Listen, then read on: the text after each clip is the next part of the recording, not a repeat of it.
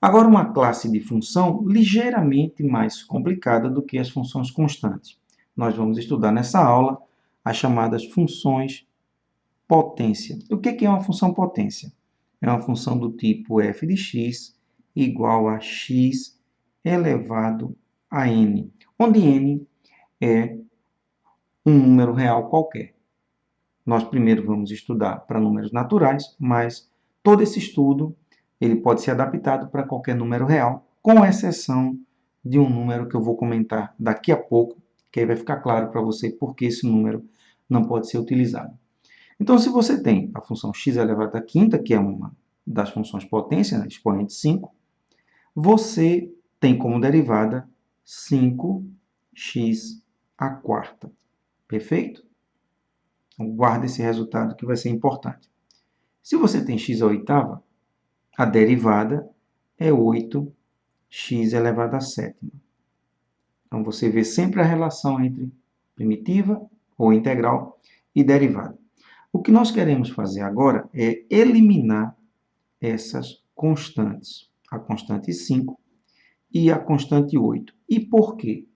Porque quando nós formos calcular integrais, nós vamos calcular a integral de x à quarta, integral de x à sétima. Nós não queremos trabalhar com essas constantes, porque elas vão sair da integral devido àquela propriedade que nós já estudamos.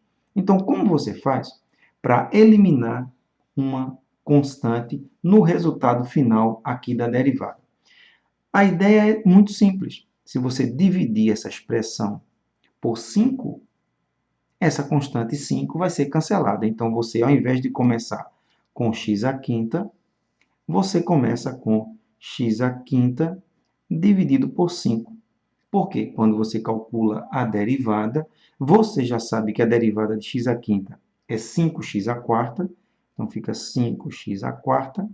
E este 5 que você colocou no denominador, ele permanece aqui e vai te ajudar a cancelar e ficar somente o x à quarta, que é o que a gente está interessado. Então, observa como funciona a primitiva de x à quarta. Ela é igual a x à quinta sobre 5. Para você entender o padrão, vamos para mais um exemplo.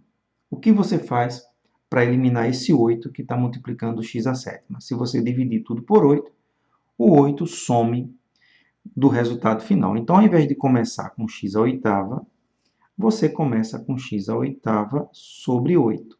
Por quê? Porque na hora de calcular a derivada, você tem 8x elevado à sétima dividido pelo 8 que você colocou no denominador, e aí você cancela e obtém somente o x à sétima. Então, quais são as conclusões que nós tiramos desses dois resultados?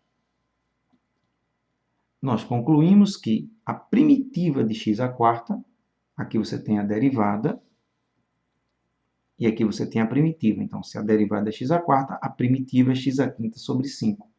E se a derivada é x à sétima, a primitiva é x à oitava sobre 8.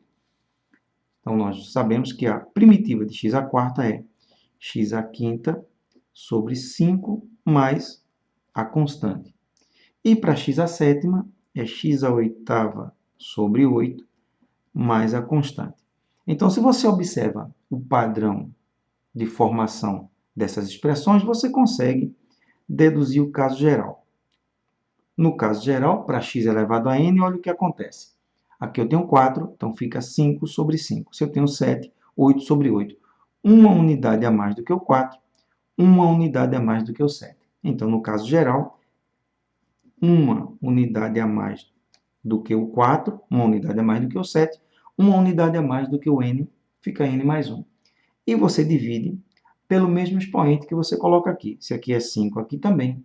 Se aqui é 8, aqui também. Então, isso diz para a gente que se aqui é n mais 1, aqui também. E não esquece, claro, a constante de integração. Bom, e agora existe uma exceção para esse tipo de problema. Nós vamos estudar nas próximas aulas outros tipos de expoentes, inclusive expoentes negativos, mas tem um que você não pode utilizar em hipótese alguma. E que número seria esse? Você tem uma fração. E você sabe que em matemática é proibido zerar o denominador de funções. O único número que transforma esse denominador em zero, é menos 1. Então, você tem que deixar bem claro que todo esse estudo vale desde que n seja diferente de menos 1, porque vai zerar o denominador. Para n igual a menos 1, tem outra abordagem que a gente vai ver nas últimas aulas desse módulo. Então é isso, é assim que você calcula a integral de função potência x a n mais 1, dividido por n mais 1, mais a constante. Vamos então para a próxima classe de funções.